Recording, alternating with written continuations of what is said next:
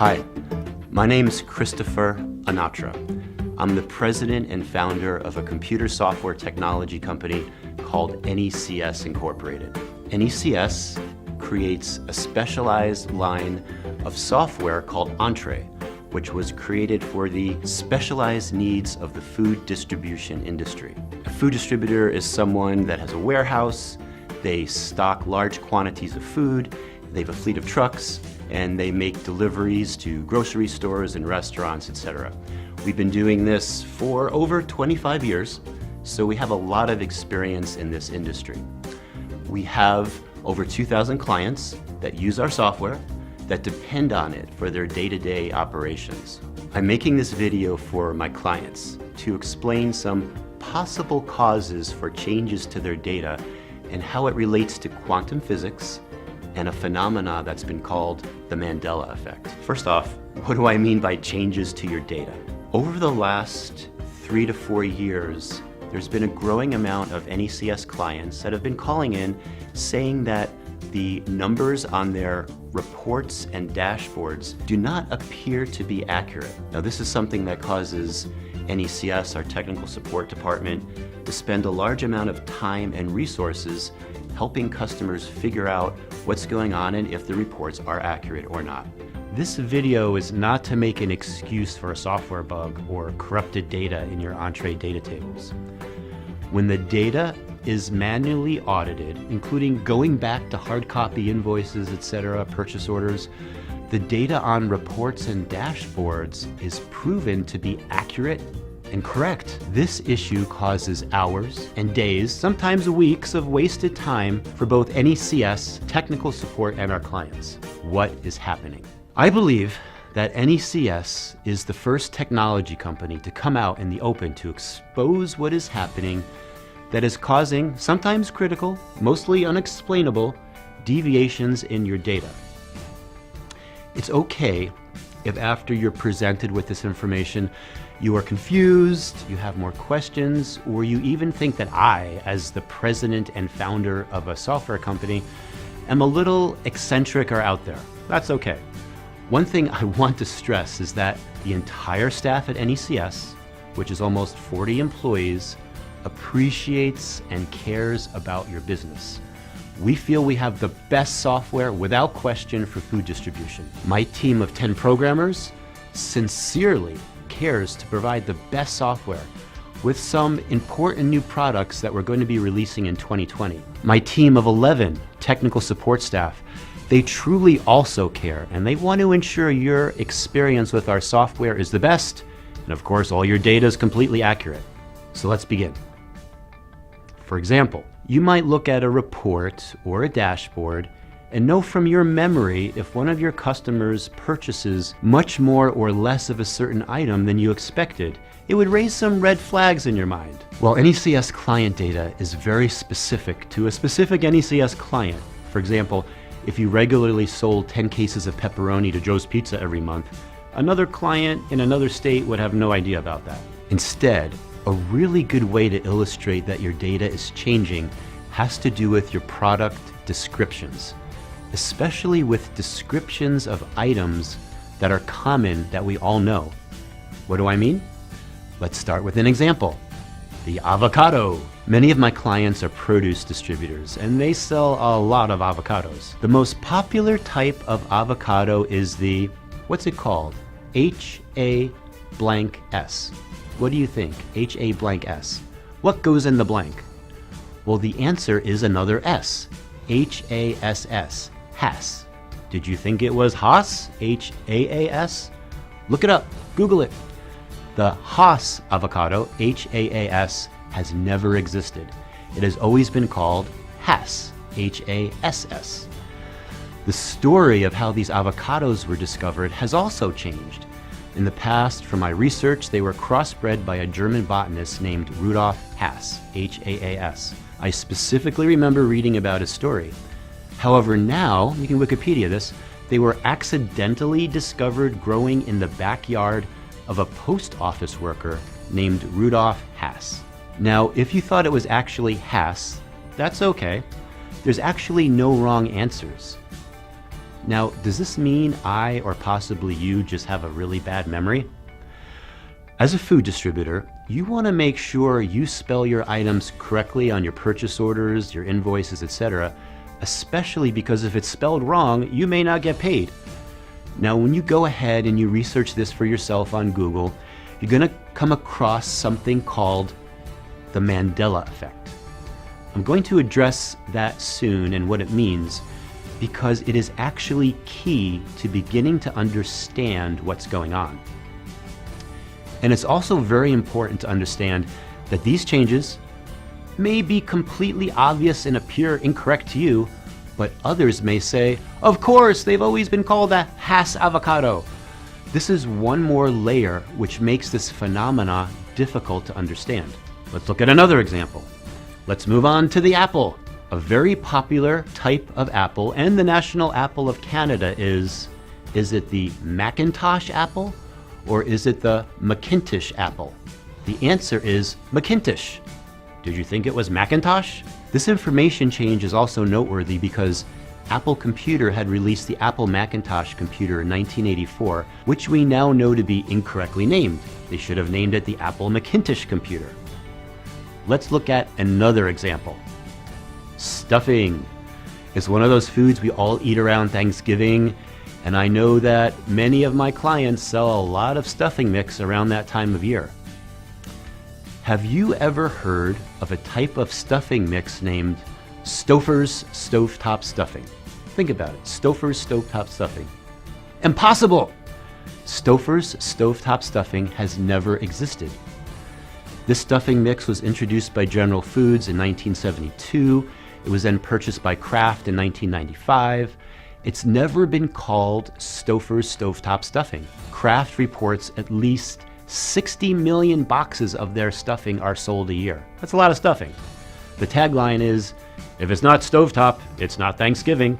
I want to stress that this is not our software making these changes. Changes in data is a phenomena that software technology companies like NECS have been noting, most especially as it affects our bottom line and requires more technical support resources. Now there's a whole other list of these things. I'm just going to name off of some changes that might sound familiar to you. Fruit Loops cereal. Fruit Loops was always spelled F-R-U-I-T. Now it's spelled F-R-O-O-T. And it's always been that way since 1963, which is really interesting because I always used to say that unless sugar is a fruit, someone's going to be sued. And I guess their attorneys must have heard me in another timeline or something, and now it's F-R-O-O-T. Another one is Cup of Noodle soup is now called Cup Noodles, and it's been that way since 1971. Scotch Guard products are replaced with G-A-R-D instead of G-U-A-R-D. It's been that way since 1952. It just doesn't look right. Brussels sprouts are now Brussels sprouts. Say that 10 times fast. I don't think I can. Van de Kamp's pork and beans is now Van Camp pork and beans. It's been that way since the 1880s. Whiteout that they used to use on the typewriters in the old-fashioned days is now spelled W-I-T-E out. It's been that way since 1956. Liquid plumber, instead of plumber being spelled like plumber, it's P-L-U-M-R, and it's been that way since 1969.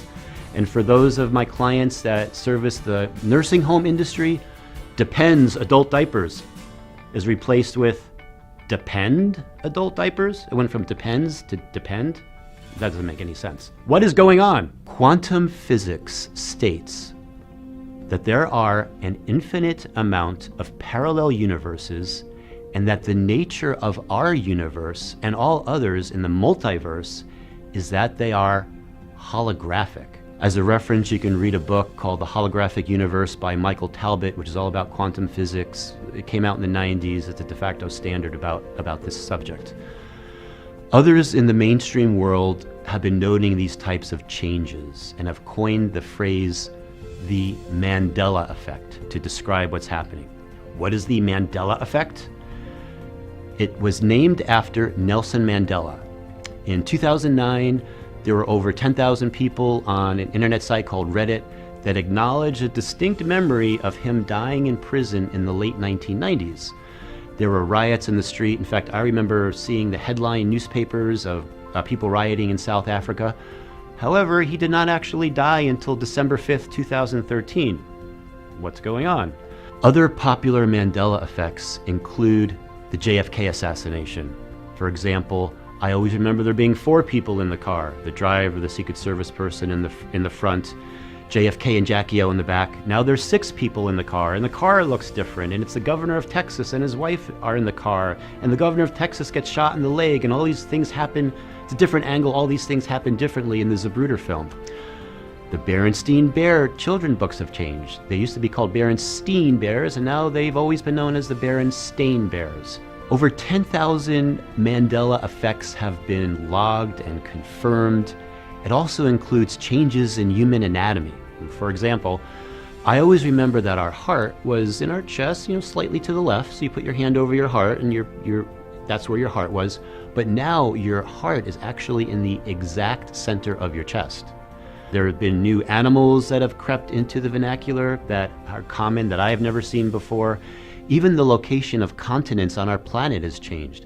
I remember the time when South America used to be under North America, not pushed way out towards Africa, which doesn't make any sense. How come they didn't discover South America first? Because it's maybe a 2-day boat ride. I don't know.